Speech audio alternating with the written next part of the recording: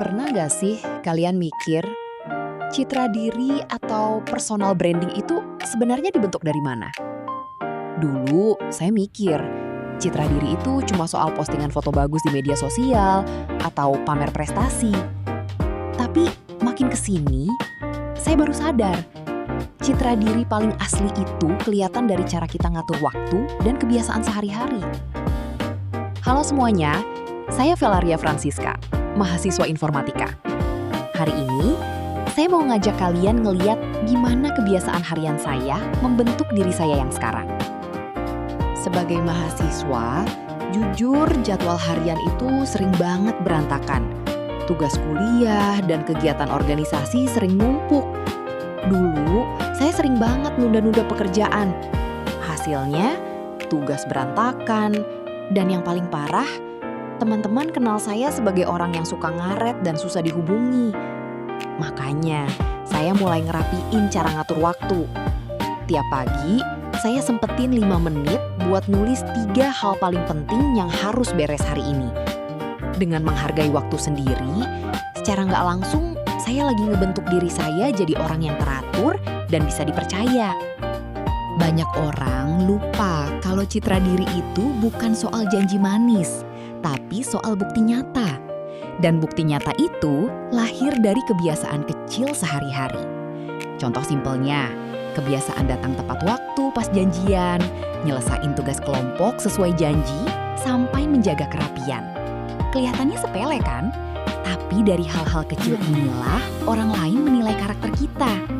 Pas kita konsisten sama kebiasaan baik, orang bakal otomatis menilai kita sebagai sosok yang bertanggung jawab. Tapi jujur ya, apa saya selalu sukses ngatur waktu? Tentu enggak. Ada kalanya saya capek, males, atau jadwal yang udah disusun rapi malah berantakan gara-gara urusan mendadak. Tapi kunci citra diri yang baik itu ada di cara kita ngatasin masalahnya. Saat jadwal berantakan, saya bakal jujur ngomong ke teman atau dosen. Lalu saya perbaiki di hari berikutnya.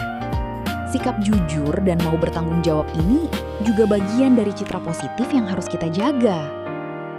Buat kalian yang mau mulai ngebangun kebiasaan dan ngatur waktu lebih baik, saya ada 3 tips simple yang sejauh ini paling ngebantu di hidup saya. Pertama, mulai dari hal kecil. Jangan langsung bikin target ekstrim.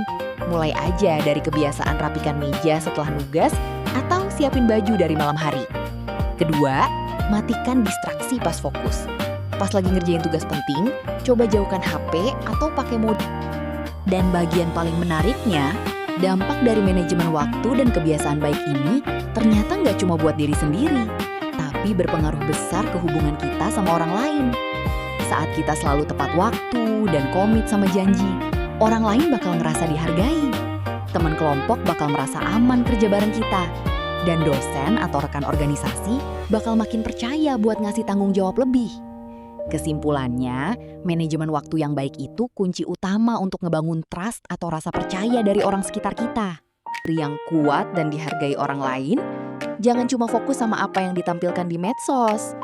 Mulai aja dari hal simple. Rapihin cara ngatur waktu, dan bangun kebiasaan harian yang positif. Nah, kalau kalian sendiri, kebiasaan buruk apa nih soal ngatur waktu yang paling susah dihilangin? Coba cerita di kolom komentar di bawah ya, biar kita bisa saling bagi cerita. Saya Velaria Francisca, terima kasih udah nonton, dan sampai jumpa!